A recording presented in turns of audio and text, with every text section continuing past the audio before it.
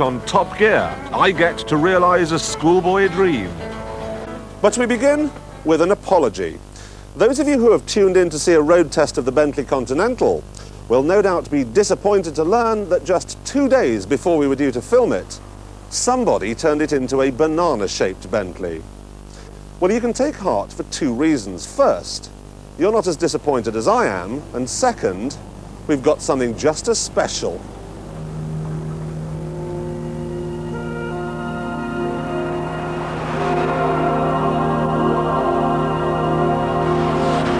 If I were to give you unlimited money, what car would you buy? Ferrari, no doubt about it. A red Ferrari.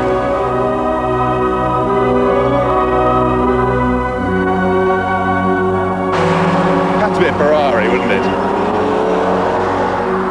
A red sports car. I think I would buy a Ferrari.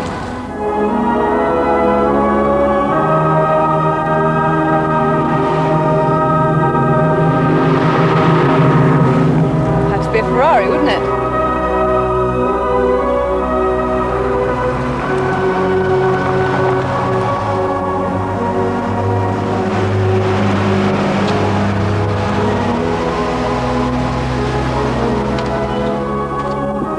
Odd, isn't it, that just about everyone in the world would chop off an important limb or two if it meant they could have a Ferrari.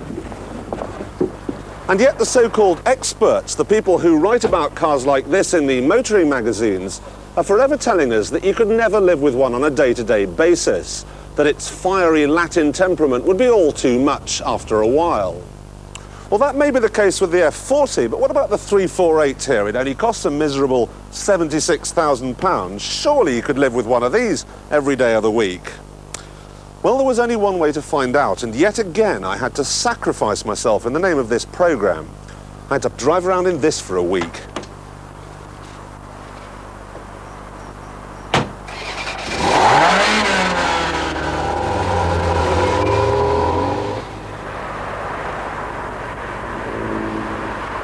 A lot of people ask these days why on earth you would spend all the extra money to buy a Ferrari when for a whole lot less you could have something like a Nissan 300 ZX. They'll tell you that it's every bit as fast, that it's just as striking, and that it's a whole lot easier to drive, and they're right.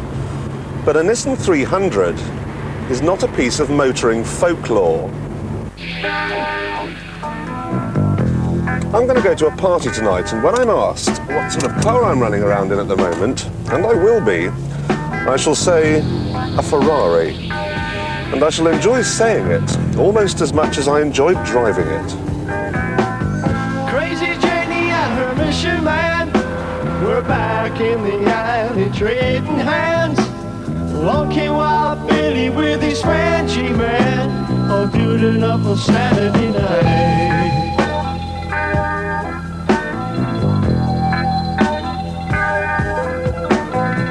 Well, Billy slammed on his coaster brakes, said, anybody wanna go to Greasy Lake? It's a night out on the dark side of Route 88. I got a bottle of rosé, let's try it. It's Christmas time, and you've got to stick to orange juice. By the time we made it out to Greasy Lake. No, it's a 3.4. You see, that's got a 3.4 litre, 3.2 litre V8 at 90 engine. It degrees. didn't have a catalytic converter. Now mine, It's got a catalytic That has converter. got The old one, the old 328, that never had a catalytic converter, so it means I can be green and fast. And she kissed me just right like a lonely angel can. She felt so nice, just a song that's living in the night, all night. Janie don't know what she do to her. Spirits in the night, stand right up and let her shoot through it.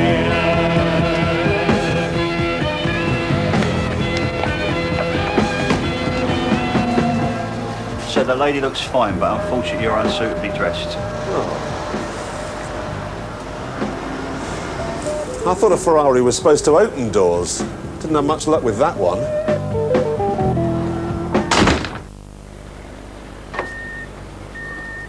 In a morning, you'd probably expect a Ferrari to be harder to coax into life than Lazarus, or a nightclub bouncer.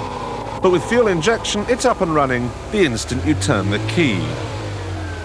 Turning the wheel is a deal harder, but once extricated from its overnight slot, I was off for another day of soaking up the admiring glances, snarling past people at 30 miles an hour in a car that can top 160.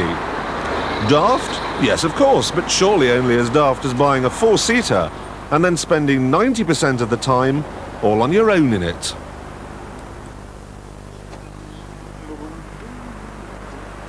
You could certainly never accuse the 348 of wasting space. Now, I fit just fine, but Yuletide foliage, well, that's another story.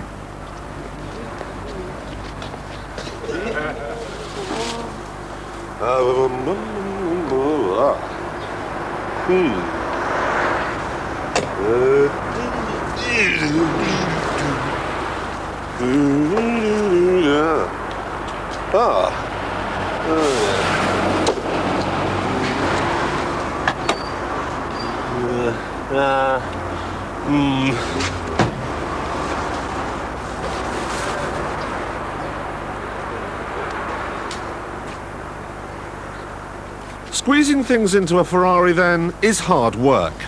But squeezing the Ferrari through things is not as hard as you might imagine. The visibility's good, but from time to time, I did wish other drivers would give it a wider berth. Mainly because if it had been damaged, someone would have come and taken it away. I'm not going to pretend that a Ferrari's easy to drive. This is not heavy. This is my clutch. Same goes for the steering.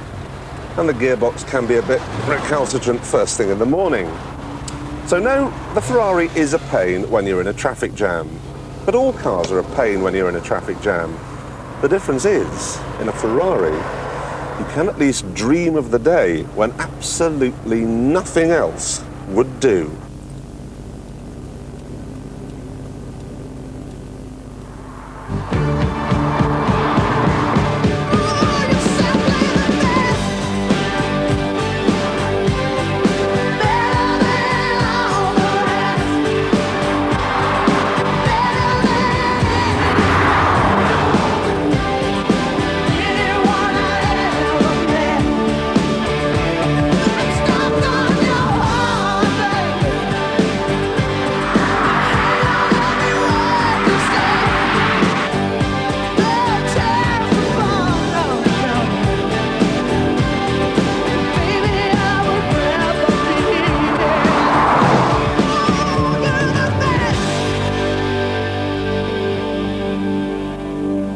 You know, I said I wanted a Lamborghini Diablo. Well, I've changed my...